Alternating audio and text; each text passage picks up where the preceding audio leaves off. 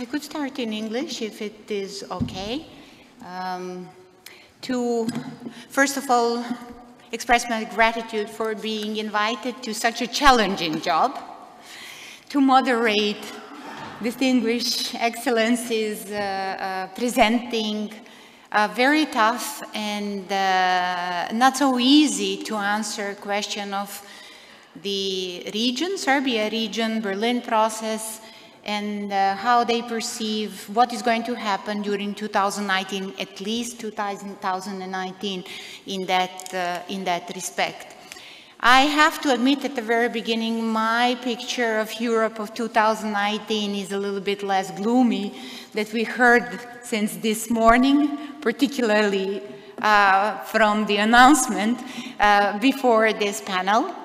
My picture of Europe is, I think, a very realistic one. Yes, facing with a lot of challenges. We will see the Brexit deal finalizing. We will see for the first time that one of the member states is actually leaving European Union.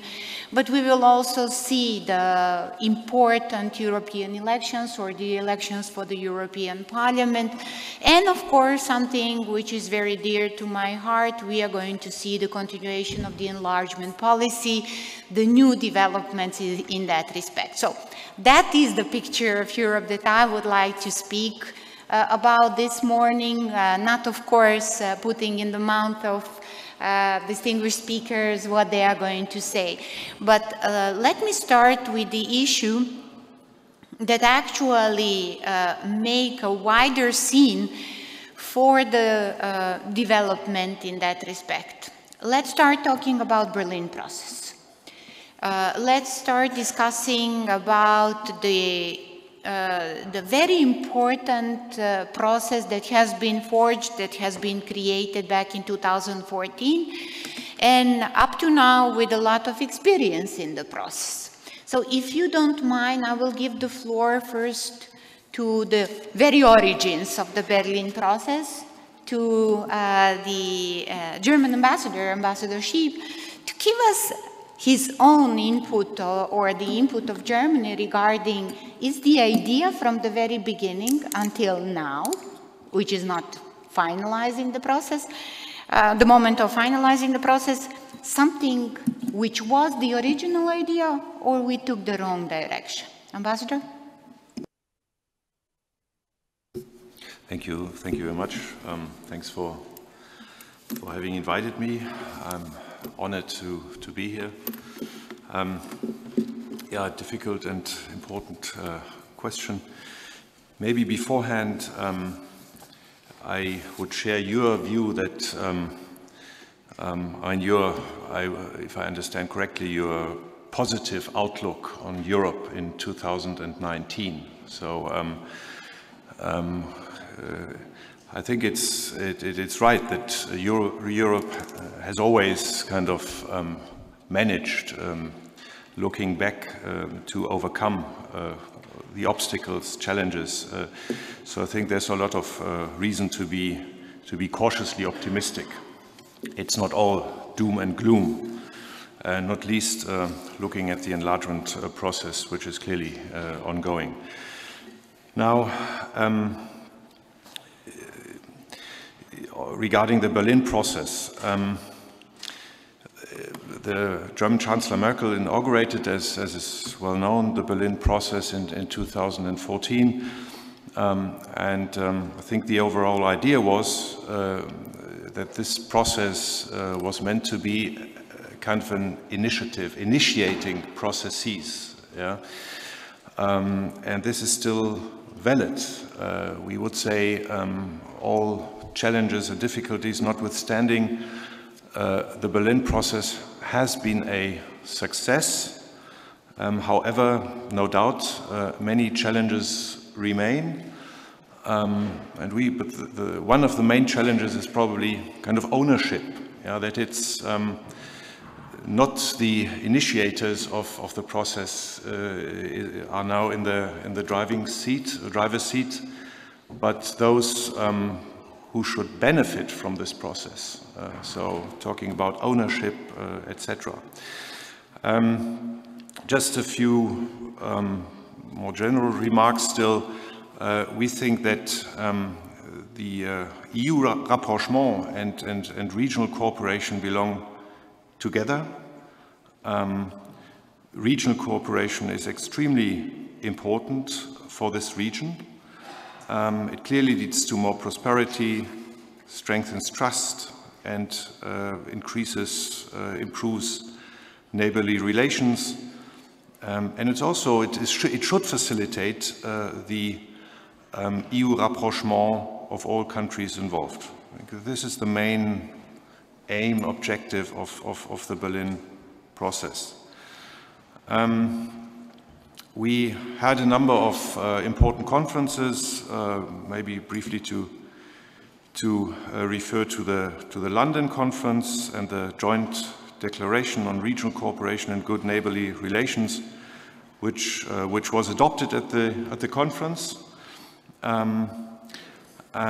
which was a success. But more important than declarations, of course, is the implementation and regular meetings. I think this is it's a process. It's the Berlin process, and a process entails meetings, get-together, exchanges.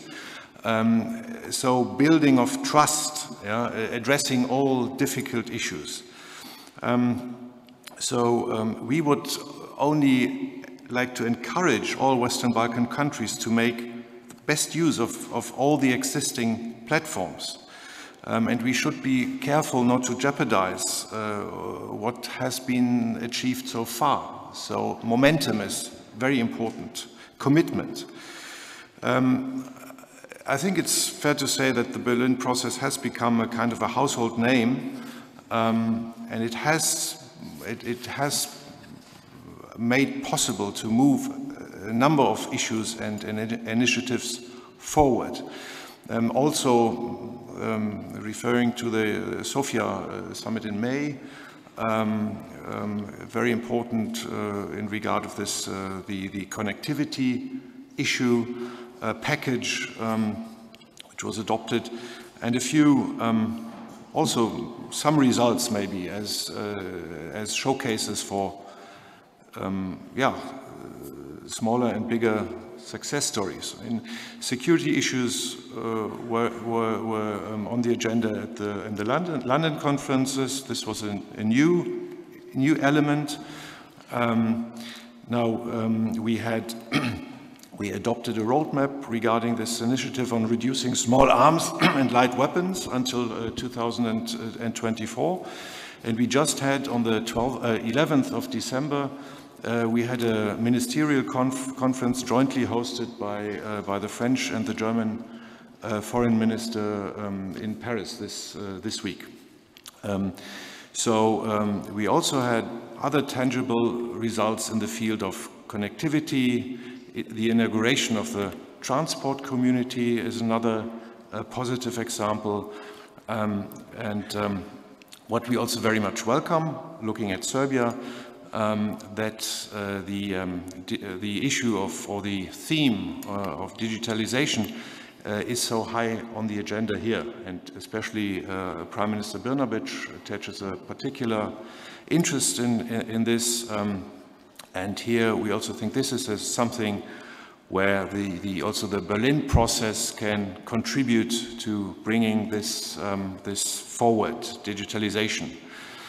And clearly, all countries, the whole region, will be able to benefit immensely from digitalization. In my short while here in Serbia, I've been also able to travel a little and talk to German companies, and my impression is that there are a number of promising startup companies active. The startup scene is increasingly interested in Serbia, in the region, and they are clearly interested in building up their activities and production close to home. Okay, sorry, I will conclude. Here we think this is clearly a positive development, and we do hope that the Berlin process will also be able to contribute to further momentum. It's positive that there was this digital summit in Skopje this spring. We are looking forward to the next digital summit here in Serbia in 2019. And then in the context of the Berlin process, we'll have the next summit in Poznan in Poland in July 2019. And we're looking forward to this. So all in all, I think we are cautiously, realistically optimistic regarding the prospects of the Berlin process. Thank you. Thank you very much, Ambassador Šiv. Now, I wanted to ask, and not to interrupt you, but to ask you, now I will start with the Ambassador Mondoloni. Are you equally satisfied with the political outcomes as a result of the Berlin process? So, yes, there are many positive developments being technical developments. But somehow one of the issues, which is solving the bilateral disputes, has not gained the momentum out of the good developments of the Berlin process, or is this a false assessment? Ambassador. Okay, thank you very much. First of all, I would like also to thank you for your invitation, to thank Robert for the invitation, and express my deep satisfaction to be able to speak in front of you. Thank you for your question. I will try to answer it in few words. First of all, I would like to underline that I'm completely in line with what Tomas said about the positive outlook of the EU. I think, of course, there are many challenges. We are not naive at all. We will be facing elections during the spring. We have got a lot of challenges ahead of us. But I would like to say that as you said, Tomas, I am also cautiously optimistic for the future of EU. And I just want also to say that we don't need to mix everything. And some sentences I've heard this morning about color revolution, fight against migration, and all those things all put together, I think are not quite useful, and I think we need to work closely together to face the challenges ahead of us. And on that perspective, I praise the Serbian commitment and the Serbian authorities' commitment to have a road toward the EU, and I think this is very, very important. Then on the Berlin process, because I was asked to say a few words about the Berlin process. First of all, I will be very short. First of all, we think this is a very useful process, and it, in a way, has, I will say, filled the gap for many years, and it has enabled us to, inside the EU, to be more and more committed to Balkans. And I think for many years, especially when it was launched by Chancellor Merkel, but then we also had a very fruitful summit in Paris in 2016, it has enabled us to be aware of all the challenges and priorities that should be considered with regard to this region. A very useful process because it was also a political process which was informal, and I was not sure it was completely considered as trying to solve bilateral issues. Of course, it was the final goal, but I think two things were very important. First of all, informal political discussion between leaders, which is very, very important, of course. And then I will underline the issue of the concrete projects. I think this is very, very important with regard to the Berlin process, which always should think about value added. What is the value added of this kind of process compared to enlargement process, compared to bilateral discussion, compared to other circles like the one into the EU. On that, we do think that the value added of the Berlin process was to, and is still, to focus on concrete issues. So you already mentioned digitalization perspective, but also infrastructure, concrete infrastructure projects, roads, railways, to shed the light on the concrete projects is and was, I think, at the beginning, and is still for us the value added of the Berlin process. And and we should be very aware and keen to keep this concrete point, and to be able to not to discuss too long on things, but to do things together in terms of infrastructure and concrete. On that point, I would like to underline two issues in which France was very committed. One was already mentioned by Tomas, is the fight against illicit trafficking and small arms and light weapons. The last ministerial conference was held 11th of December this week in Paris, co-chaired by France and Germany. It's a long process. There was local meetings in all the six countries of the Western Balkans. I would like to underline the importance of the issue. I would like also to praise the cooperation of the local authorities, including Serbia. We had a very good meeting organized here in Belgrade, and with a strong commitment of the Serbian Ministry of Interior and also Foreign Affairs. And I think this is a kind of issue that could make it concrete for all people that the process is useful, and not only talks, but that we are working on concrete issues. You may know that the arms that were used for the terrorist attack in Paris and in France in 2015, most of them came from the region, and of course the last events in Strasbourg showed us that the fight against terrorism should be our common goal, and is unfortunately not behind us. Second point would be youth. We also launched during the RICO issue, the Regional Youth and Cooperation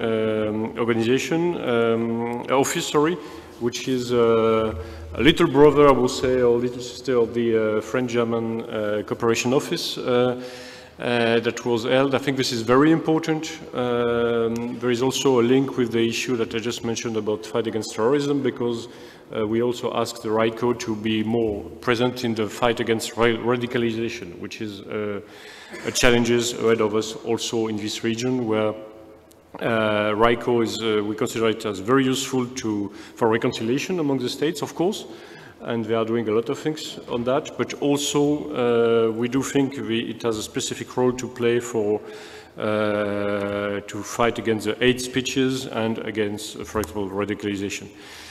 That being said, so we do think this is very useful. We do think we should focus on concrete issues, and among them we had two priorities for us, which is RICO and illicit trafficking, but of course infrastructure and railroads and other projects are very, very important also. That being said, just to finish, I'm not naive, and you mentioned very quickly, we still have challenges ahead of us, I guess, for the Berlin process. The first one that I would like to underline is composition of the group. This is something we need to be discussed, because a lot of very important countries, which are part of the region, by the way, and member of the EU, are not completely formally part of the process, and I think this is something we need to discuss, even if there is a case to make to stay, to keep it not too big, to be able to be more informal and more efficient. Still, I think we need to discuss that, because I think there is a real question to be asked, I would say. The second challenges would be for us the good articulation between Berlin process and the EU-Balkan summit. We saw that the articulation between the London summit and the Sofia summit.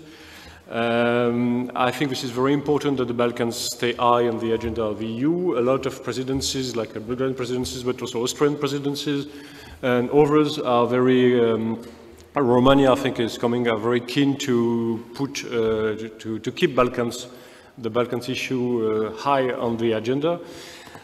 And so we need to discuss the good articulation, not to be redundant, and again, to be focused on the issue of the value added, which I think is very important on the process. Thank you. I was too long. No.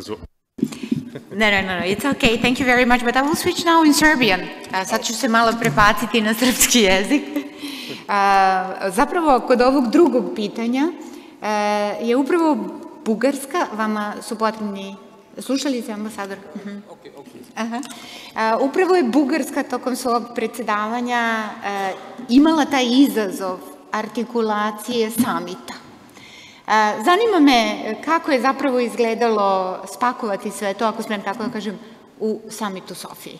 Dakle, kako je regionalnu priču, interkonektivnost bilo moguće staviti u nešto što imamo sada kao deklaraciju iz Sofije? Okay. Thank you, Professor Miščević. Thank you, Tanja. I hope I understood you correct.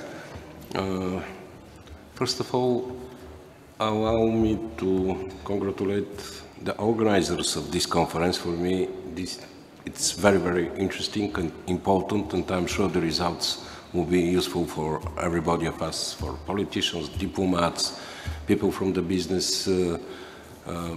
I'm sure it's very useful, and I'm glad to be together with my colleagues on this event. Allow me, Tanja, before answering on your question, to continue with the challenges, because the title of the conference is The World in 2019, and for me, I want very briefly, from my point of view, to say which are the dangerous challenges for Europe, for the region, for the world. On first place for me in 2019, the most dangerous challenges will be the hybrid war. On second place, nationalism. On third place, populism. Plus the traditional challenges, terrorism, problems of ecology, migration problems. All these problems, there will be challenges in 2019. That's why we have one very important year, and don't forget that for us, for the European Union, 2019 is very important. We have elections, the mandate elections for European Parliament, the mandate of this European Commission is to the end. It will be established a new Commission, and all these challenges will have to be very strong, and the European Union has to give the best example how to fight against such challenges, because there are challenges not just for Europe but for the region here also, and this is very important. This is the right moment for the European Union to demonstrate that the crises from the past decade are behind us, and the Union is stronger and focused on the basic principles and values of its establishing and of its existing. This is very important for Serbia and for the countries in the region, that we are very committed and we are very mobilized to meet the challenges and to fight against these challenges, because it will be in favor of continuing of our policy for focused on Serbia and other Western Balkan countries. And slowly I'm coming to your question. I'm so very satisfied, and I'm proud as a Bulgarian diplomat that my country succeed to contribute together with the European institutions, with the member states, to have in our agenda again the issue for enlargement with provisional data, to have again in our focus the region, and in the same time we are convinced that it's a long-term perspective and long-term goal of our European Union, and we will continue very hard. It's a unique chance for Serbia, for the other countries in the region, started with our effort of Bulgaria and of this understanding we have in European institutions and between our member states, following by Austrian presidency. Now it started the Romanian presidency, Finland, they also announced continuing, and then is coming the Croatian presidency. I think this is a unique chance for Serbia and for the region to keep all the time the attention. And now it depends on the region. It depends on the countries in the region. And we are sure, and this is very important to underline, that we strongly believe that the European Union membership of all 6 countries from the Western Balkans will work forever the peace, security and cooperation in this region. But this must be firstly achieved by the states themselves, by conducting internal reforms and by leading a fruitful dialogue among the countries in the region. Before they all become members of EU, the 6 states must become good neighbors and partners. And we can speak a lot about the good neighborhood. We know very well there are problems between some of the countries here in the region, but it will not be possible to import these problems in EU. The countries here, they have to solve and the problems, and the past has to remain in the past. Therefore, the Western Balkan states have to choose between remaining in the past as a black hole in the middle of Europe and becoming contemporary states, good neighbors and EU member states. Speaking about the connection between Berlin process and all the efforts of European Union, including during the Bulgarian presidency, including the summit in Sofia on 17th of May. So the connection between is our common goal, common efforts to make the region stable, to work and to assist for the reforms in the country and the people to live better and better. I like very much to repeat, and I'm very happy when some Serbian politicians, including you, Professor Miščević, when we are repeating that the reforms are not just because of Brussels, because the reforms are the people to live better and better. And it's really not sense to have some achievements in the chapters, to open 2 or 3 chapters more or something so, and at the same time not to be visible changes for the people. And these visible changes for the people, they can come just thanks the reforms. And the people, they have to understand. This is very important. And here I can once again give the example with our case, with Bulgarian case. When we started these painful reforms, it was not easy for the politicians. And I'm giving very often one example, which is probably not good to give in Skupština, but anyway, this government and political power, which made the strongest reform in Bulgaria, they came never again to power. But they remain in the history because they succeed to build the consensus between politicians and the society. And here is crucial the importance of civil society, of NGOs. And I'm sure if in Serbia will be built this consensus, I'm sure the reforms will be taken easier and easier, and this is very important. Speaking, and my final sentence, please, about again about the Berlin process and European integration of all these countries. This is 2 sides, or even one side of one and same coin. This is absolutely a parallel process, contributing for strengthening of democracy, for changing in infrastructure, in economy, and on first place for cooperation between the countries in the region, because it's not possible, as I mentioned already, to export problems in EU. First, thanks to the regional cooperation, all these problems could be solved, of course, also on a bilateral basis. You know how interested we are to assist in this. I'm optimistic in general because it's understanding on this. And I can finally say that we, Bulgarians, we understand our contribution to the efforts in the European Union with continuing of these to give the support, to give the assistance, but in the same time to be the people which will see the results, the achievements, but in the same time to control the fulfillment of criteria. Compromises here are not possible. much. Hvala puno. Ambasador Bakota, Hrvatska je država članica Evropske unije, ali je definitivno u regionu koga možemo zvati Zapadni Balkan, jugoistočna Evropa, kako god želimo. I tu, ako smem da kažem, nosi najveću odgovornost za pomoć, prenos iskustava i učenja.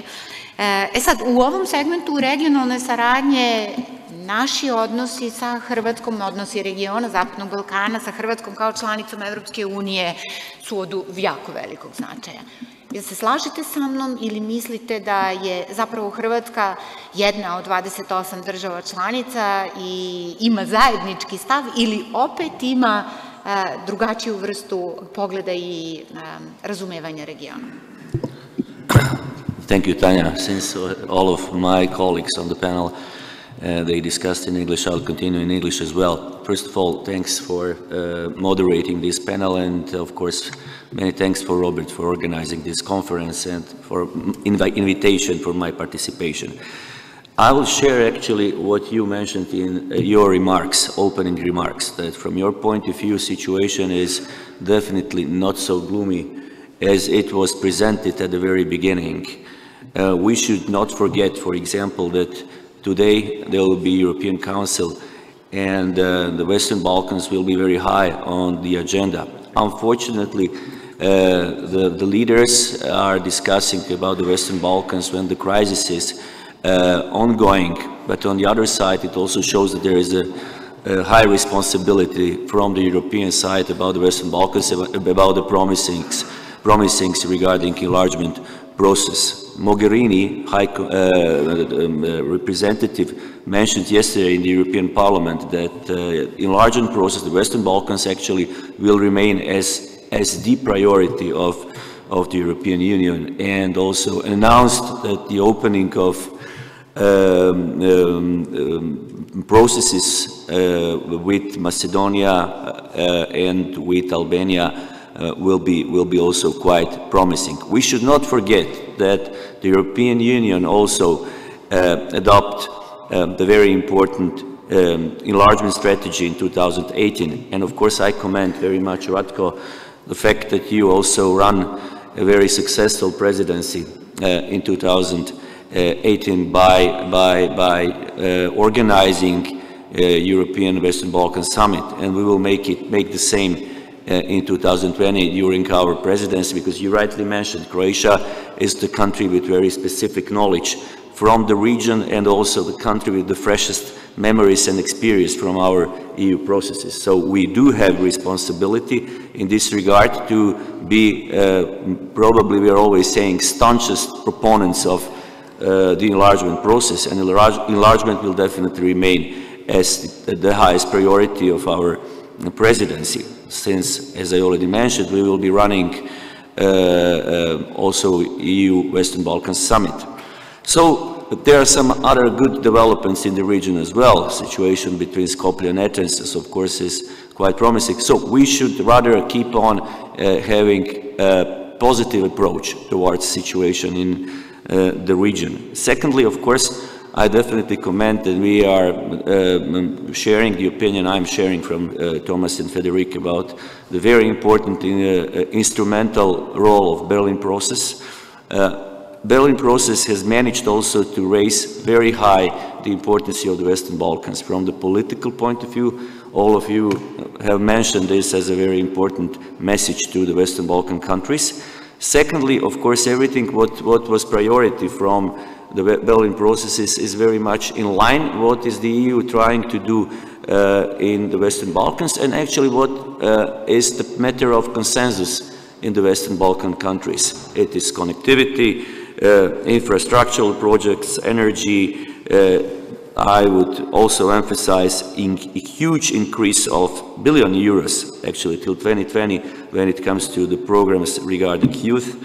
And this is exactly what we have to boost in the future, as well as regional cooperation. So the Berlin process is very much in line with the efforts from the other countries, especially my country. We are always participating because Croatia has this, as Tanja rightly mentioned, responsibility and also knowledge from our process as well, and we will be very much willing to share this experience with the neighboring countries by offering consultations, cooperations, and also by all the time putting very high on the agenda, on the FAC meetings, General Council, etc., that enlargement needs to go on, and that the process, the European perspective for the region needs to remain as a very important issue.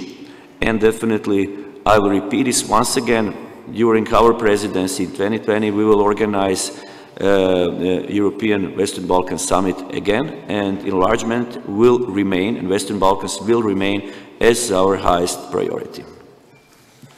Hvala vam puno, gospodine ambasador. Imamo sa nama nedavno došavšeg češkog ambasadora, njegovu ekscelenciju, gospodina Kuhtu, koji zapravo može da nam pomogne u razumevanju uspešne regionalne saradnje.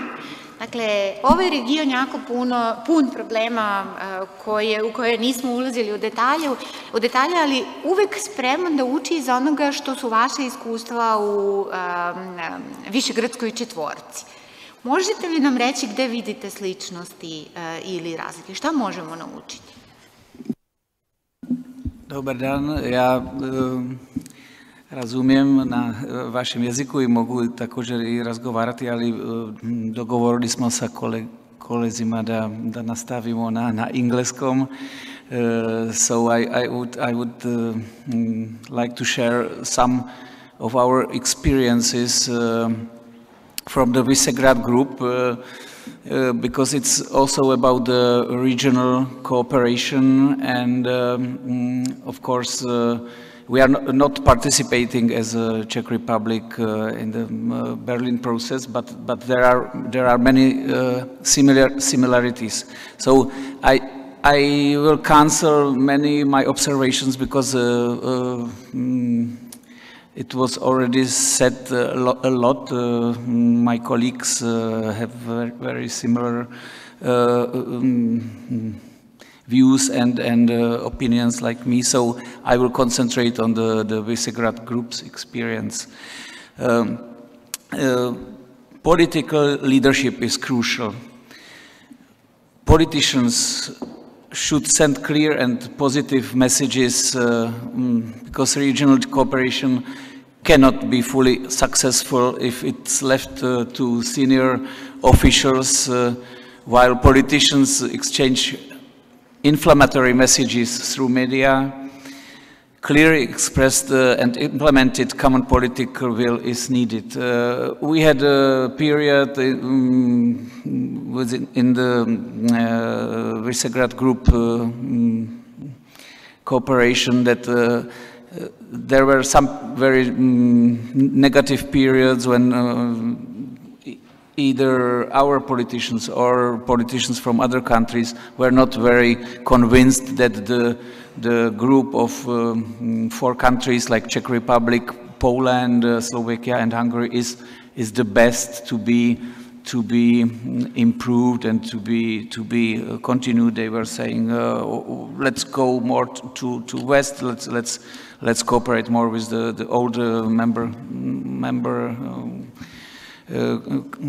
states. So now we are in the period when all the member countries are very much convinced that the regional cooperation in this format is very useful, because we have many common interests.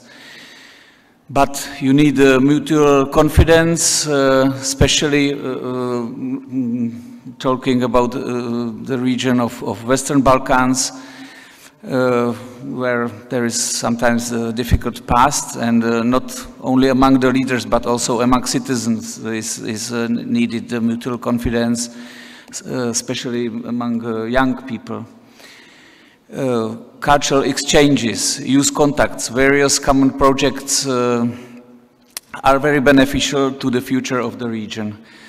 And that's why V4 or Visegrad Group proposed to the partners of the region to establish Western Balkans Fund based on our own model of International Visegrad Fund. We are glad that this initiative was positively received, and the fund based in Tirana already started its operation while receiving initial support of Visegrad Group through International Visegrad Fund. It's interesting to note that each project needs to be implemented together by partners from several Western Balkan countries. This is an example of a positive initiative that would not be possible without an effort at all levels, because an international agreement had to be signed. By the way, it was signed in Prague in November 2015 and ratified by all parties. I would like to highlight that the strong engagement of the Serbian government and diplomacy was really appreciated. Thank you very much. Hvala ambasadore. Kako smo kasno počeli i svako od učesnika ovog panela ima i svoje dalje obaveze, a obaveze imaju i oni koji dolaze posle nas, ja bih ovde odmah pitala da li publika ima neko pitanje, neki komentar. Ovo je izuzetno dobra prilika da se pitanja postave onima koji procenjuju i ocenjuju i nas i region. A ako nema, aha, ipak ima, izvolite, mlad. Pretpostavljam da vam treba mikrofon. Da, zbog prevoda, izvinite. Molim vas samo da se predstavite i adresirate pitanje. Moje ime je Teodora Perović, pitanje sa Twittera imam za ambasadora Hrvatske. Da li Srbija može da očekuje usporavanja na svom evropskom putu od strane Hrvatske kao što ste vi imali od strane Slovenije? Mogu ja odmah govoriti? Sure. I'll continue in English as I already did. Our basic principle is being pro-enlargement and having strict and fair process. So everything what Croatia did fulfill in our process is expecting to be fulfilled from the other countries, of course, but with the idea to final goal will be and should be the membership of the EU. Croatia also made a declaration in our parliament that actually the bilateral issues will never be the part of be approached from our side when it comes to the candidate countries. So the intention of my country is not to use bilateral open issues in order to stop or to slow down the process of the other countries. But it doesn't mean that the other countries who are in the process should not fulfill all of the necessary criteria. This is good for the regional cooperation, this is good for all of the countries, and actually the reforms are important for transformation of the societies.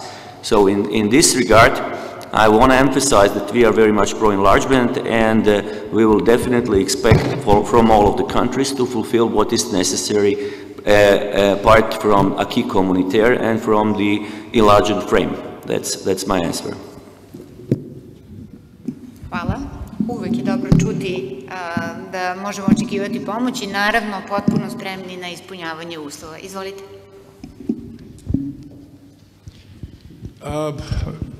Ovde se pričalo šta drugi o nama. Mislim, berlinska inicijativa je inicijativa izvani za nas. Ja uvek sam sebi postavljam pitanje šta mi o nama. Koliko mi to možemo sami i koliko mi to poškodujemo sami. Pre neki dan u Zagrebu smo pričali o tome četvrte industrijske revolucije i svi pričamo o tome digitalizacija, gde smo mi u digitalizaciji i tako dalje. Nisam bio slab iz matematike, ali znam ako je 0,1% pa porasne za 10%, 10 puta, to dolazi na 1. Ali ako imate u poljoprivredi negde oko 30% i 35% i rastete 10%, to je 3,5%. Tako kaže matematika i statistika, tako kaže. Ali mi svi se bojimo da budemo seljaci i da razmišljamo o tome šta treba uraditi, kako treba promeniti i kako to poboljšati. Pričamo o četvrtoj industrijskoj revoluciji, a niko ne razmišlja o tome koliko mi imamo para za RD. Koliko možemo mi research i development da napravimo sami, da kreiramo tržište, da pokrenemo tržište zbog toga što vlada nije samo da menja uslove i zakone da bi poboljšala uslove ekonomije, nego vlada je isto tako potrebna i da stvara tržište. Razmišljajući o tome šta to mi radimo, danas u regionu imamo 10 aviokompanija. U Skandinaviji, koliko znam, ima SAS, ima Finnair i još neko, ali Nordici su se organizirali da budu zajedno. Ne samo zbog neke lepote i ljubavi, nego zbog interesa. Ovdje imamo samo jednog ambasadora ili dva ambasadora koji su iz regiona i mi nikako ne pričamo o tome kako bi region bio drugačiji, kako bi obezbedio što više mogućnosti da budemo veći i da budemo u tom delu zajedništva. Zbog toga što mi smo upali u neku rupu u istoriji i tražimo svoje razlike između sebe. Između Bugarske, znam, Makedonija ima deadlock na pruzi, ima deadlock na putevima. A znate šta to znači? Nije to politika između Bugarske i Makedonije. To je zlo za ljude koji žive tamo. Ljudi koji se kreću, koji imaju komunikacije, bolje se snalazi i ne treba im neka posebna regulativa u tome da oni uspevaju. Tako da moja intencija je o tome. Berlinska inicijativa je berlinska inicijativa. Mi je možemo i moramo koristiti, ali uvijek razmišljamo o tome koliko smo mi sposobni, da li smo uopšte sposobni i da li smo dovoljno pametni da mi sami rešavamo svoje probleme. Zbog toga što kad meni treba pomoć, ja je kupujem ili iznajmljujem, ali nisam sve mogući ja. U tom delu naših razgovora sve ukupno, nezavisno od zveckanja oružja. Ostavite zveckanje oružje. Ja sam u biznisu, mi moramo da prodržimo i da razvijamo ekonomiju zbog toga što naš osnovni cilj je da stvorimo stabilnost, ekonomska stabilnost na ovim prostorima i da dokažemo da možemo da razvijemo tržište. Rule of law, demokratija i tako dalje, sve je to u redu. Ali ja mislim u Evropi ćemo to brže nego van Evrope da čekamo da jedna siromašna zemlja pokrene ceo taj prostor i napravi sve to sama. Hvala vam. Hvala vam, samo se niste predstavili. Ja sam Janevski, ja za sebe kažem, oni kažu ti si regionalni igrač, a ja nisam se pomakao iz ovog regiona. Hvala vam puno.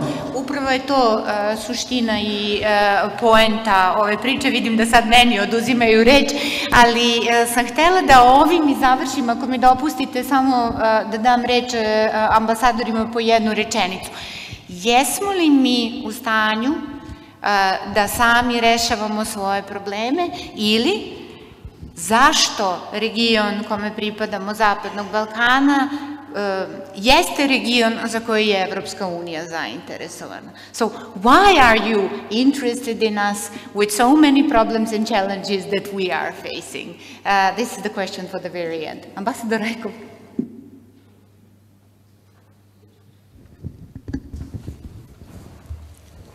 Thank you. I suppose this will be our final words, and I'll be very short and briefly, but allow me to say two things. First of all, and connected with your statement, I'm sure that no one could bring the solutions of the problems in the region from the outside. No one has the magic power to solve all at once.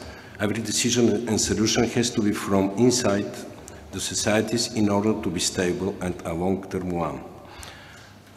Speaking about regional stability, I want once again to underline that from Bulgaria as neighboring country, from Bulgaria as member of EU, for us, from our biggest interest is to have stable neighbors in the stable region.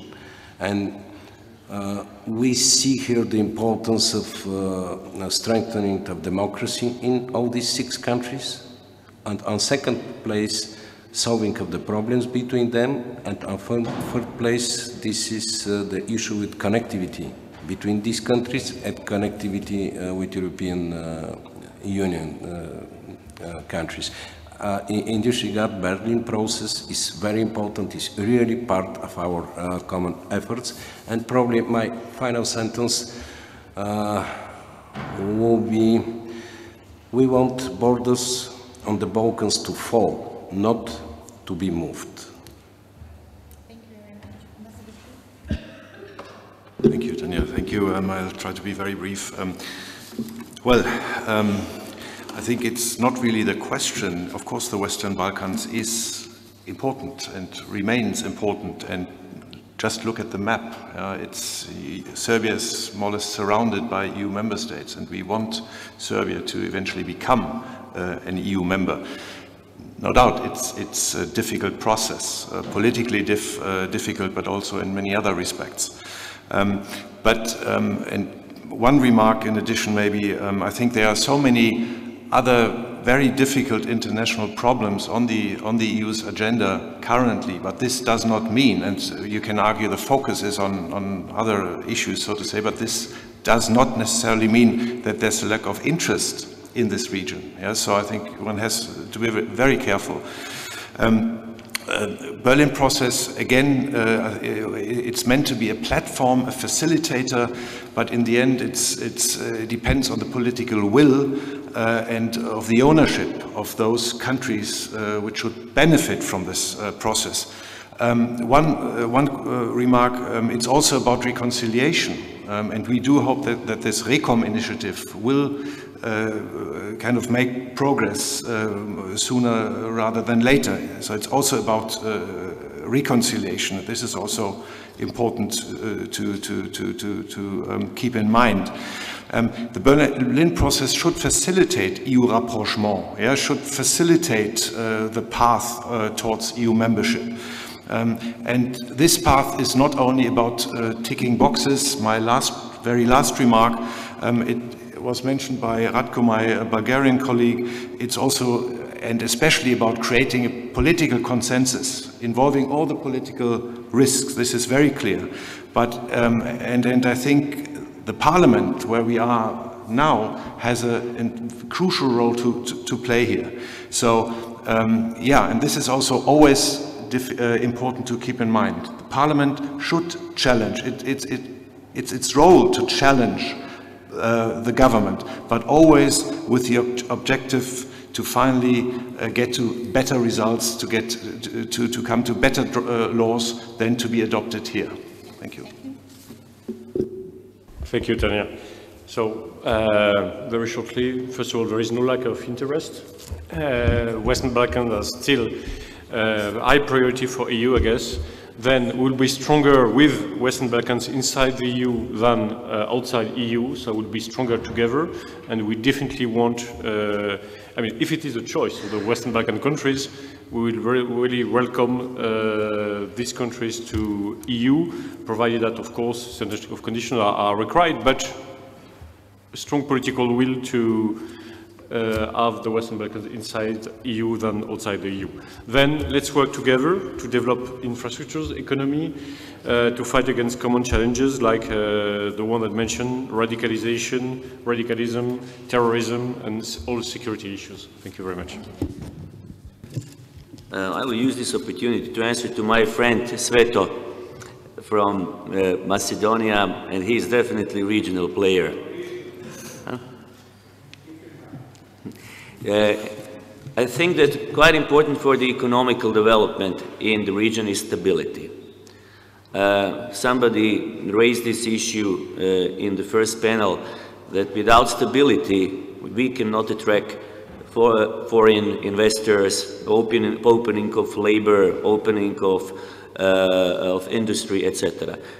So when we are discussing about the European Union, actually, I'm still believing and I'm quite convinced that the EU framework and the EU values are the best guarantee for the stability in the region. And we should not forget this for the sake of security, but for the sake of economical cooperation as well. For example, situation in Bosnia and Herzegovina is, for my country, Croatia, who is the neighboring country, extremely complicated, dangerous and risky. By having inequality of three peoples, we have definitely a state which is not functioning as a functional state, and it's a very huge risk for all of us and for the regional stability. And therefore we are raising this issue all the time on the different and various Brussels and international forums.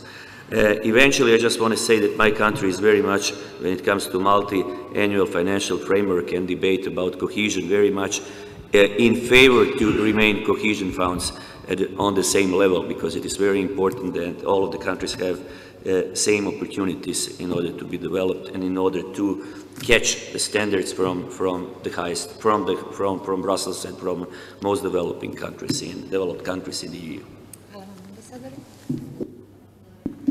I was asked to be short. I will be short because I don't want to repeat what was already said. Europe needs stability, Europe needs security. This region is the same, and it means Europe needs Serbia as a member. I think that there is no alternative. Thank you. Hvala vam svima, najlepše se zahvaljujem svima. Ako smijem ja da zaključim, dakle nismo samo izazov, već sastavni deo evropske priče. Hvala puno. Hvala vam, Tanja. Zamolit ću vas i vaše sagovornike još samo nekoliko trenutaka da pogledamo i rezultate naše ankete i da to zajedno prokomentarišemo. Dakle, pitanje je bilo kako vidite perspektive proširenja Evropske unije na Zapadni Balkan. Sve zemlje Zapadnog Balkana će zajedno ući u EU do 2025. smatra 12% ovde prisutnih. Najviše od 50% misli da zemlje Zapadnog Balkana će pojedinačno ulaziti do 2030. godine. Evropska unija će zaustaviti širenje, smatra 24% naših gostiju, a 14% da će Evropska unija prestati da postoji do 2025. Da li možda vi i vaši sagovornici želite da prokomentarišete ove odgovore? Maybe some comments. I'm ready to comment. Maybe EU će prestati da postoji do 2025. 14% naših prisutnih. 2025 is an indicative date. This is like to have concrete motivation for the governments, for the countries to make reforms. It's absolutely realistic, but it depends on the reforms. But my comment is another one. It's not depending, it's not the date 2025 or 2030. For me, it's important the issue C. C, if I understand correct, EU will stop the enlargement. This is in Serbian, yes, if I'm correct.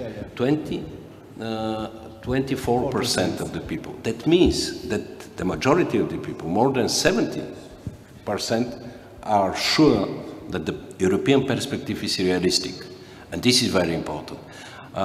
The polls, sometimes they are also indicative for the public opinion. But for me, and I understand so, these results, that the Serbian people, they see the real perspective. And if they see the real perspective, if they will be informed well, about the importance of reforms, how painful they are, if they will support the pro-European politicians in Serbia, that means that they want to be in EU.